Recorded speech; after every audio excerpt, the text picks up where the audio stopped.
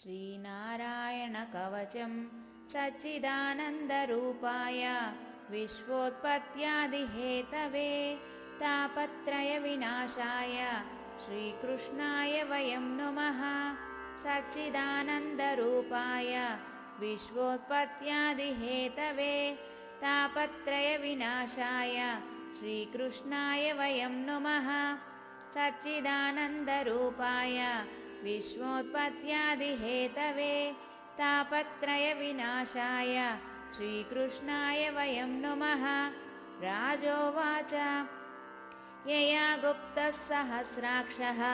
सवाहान् रिपुसैनिकान् क्रीडन्निव विनिर्जित्य त्रिलोक्या बुभुजे श्रियं भगवंस्तं ममाख्याहि वर्मनारायणात्मकम् यथा तदायिनः शत्रून् येन गुप्तो जयन्मृधे। श्रीशुक उवाच ऋतः पुरोहितत्वास्त्रः महेन्द्रायानुपृच्छते नारायणाख्यं वर्माः तदिहैकमणा शृणु। विश्वरूप उवाच धौताङ्घ्रिपाणिराचम्य सपवित्र उदन्मुखः कृतस्वाङ्गकरन्यासः मन्त्राभ्यां वाग्यतशुचिः नारायणमयं वर्म सन्नह्येद्भय आगते पादयोर्जानुनोत् ऊर्वोः उदरे हृद्यथोरसि मुखे शिरस्यान् पूर्व्यात् ओङ्कारादीनि विन्यसेत्। ॐ नमो नारायणायेति विपर्ययमथापि वा करन्यासं ततः कुर्यात् द्वादशाक्षरविद्यया प्रणवादियकारान्तम् अङ्गुल्यङ्गुष्ठपर्वसु न्यस्येद् हृदय ओङ्कारं विकारामनुमूर्धनि षकारं तु भ्रुवोर्मध्ये नकारं शिखया दिशेत् वेकारं नेत्रयोर्युञ्जात् नकारं सर्वसन्धिषु मकारमस्त्रमुद्दिश्य मन्त्रमूर्तिर्भवेद्बुधः सविसर्गं फडन्तं तत् सर्वदिक्षु विनिर्दिशेत्। ॐ विष्णवे नम इति आत्मानं परमं ध्यायेत् ध्येयं षट्शक्तिभिर्युतं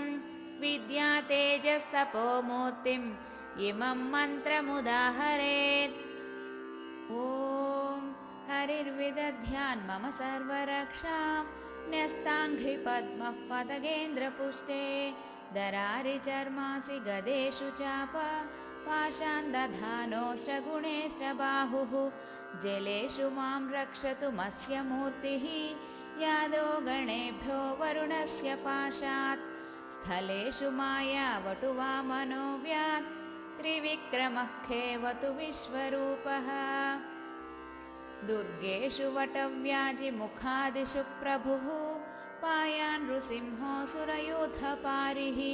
विमुञ्चतो यस्य महाट्टहासं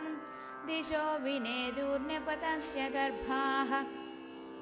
रक्षद्वसो माध्वनियज्ञकल्पः स्वदंश्रयोन्नीतधरो वराहः रामोद्रिकूटेषु वथ विप्रवासे स लक्ष्मणो व्याद्भरताग्रजोऽस्मान् मामुग्रधर्मादखिलात् प्रमादात् नारायणः पातु नरश्च हासात् दत्तस्त्वयोगादधयोगनाथः पायाद्गुणेशः कपिलः कर्मबन्धात् सनत्कुमारो वतु कामदेवात् हयशीर्षा मां पथि देवहेलनात् देवर्षिवर्यः पुरुषार्चनान्तरात् कूर्मो हरिर्मान्निरयादशेषात् धन्वन्तरिर्भगवान् पात्वपथ्यात् द्वन्द्वाद्भयादृषभो निर्जितात्मा यज्ञस्य लोकादवतात् जनान्तात् बलो गणात् क्रोधवशादहीन्द्रः द्वैपायनो भगवान् प्रबोधात् बुद्धस्तु पाखण्डगणात् प्रमादात् कल्हि कलेः कालमलात् प्रपातु धर्मावनायोर्कृतावतारः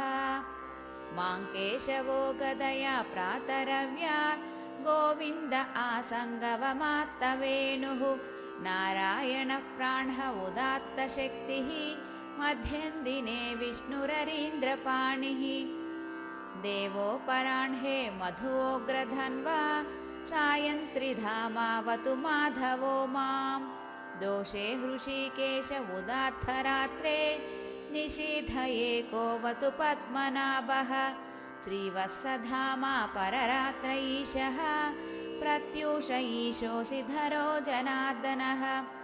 दामोदरो व्यादनुसन्ध्यं प्रभाते विश्वेश्वरो भगवान् कालमूर्तिः चक्रं युगान्तानलतिग्मनेमि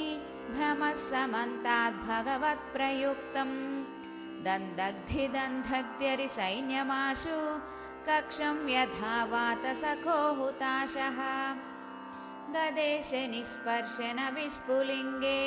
निष्भिण्ड्यजितप्रियासि कूष्माण्डवैनायकयक्षरक्षो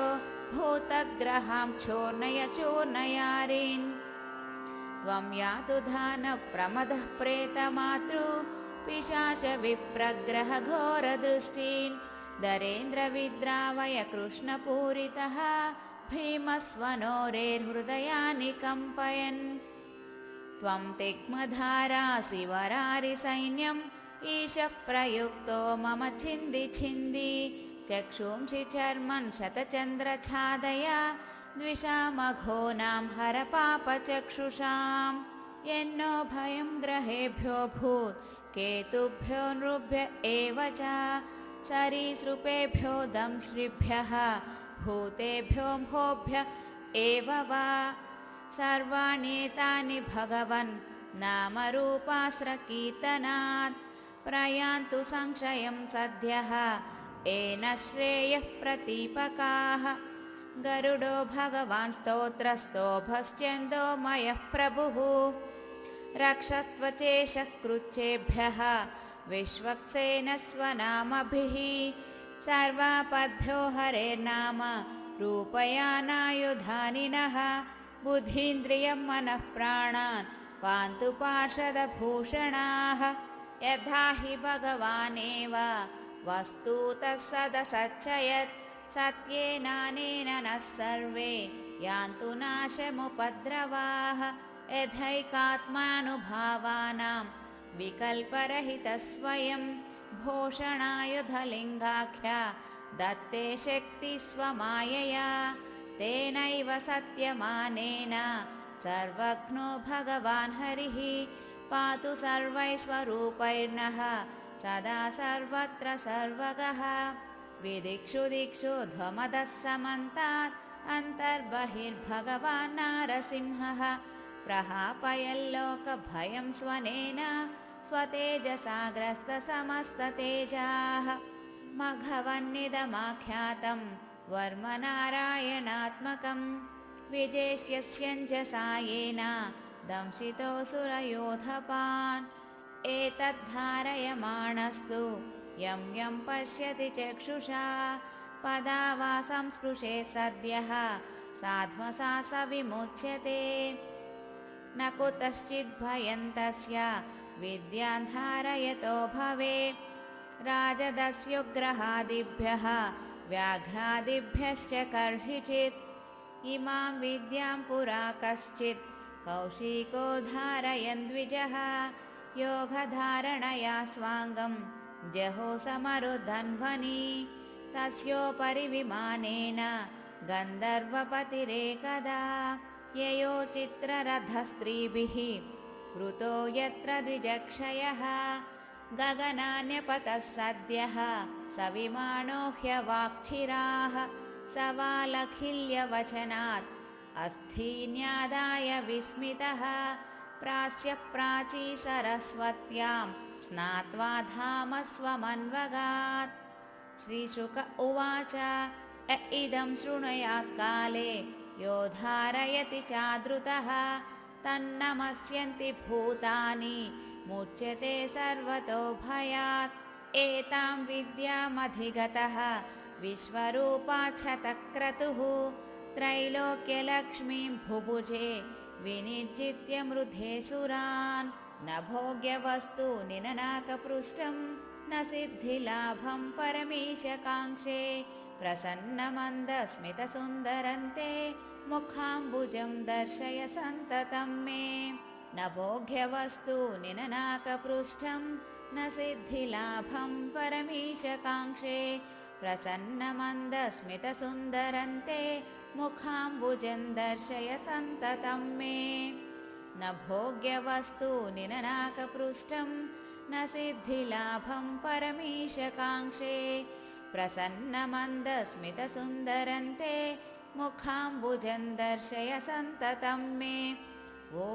नमो नारायणाय ॐ नमो नारायणाय ॐ नमो नारायणाय नारायण अखिलगुरो भगवन्नमस्ते।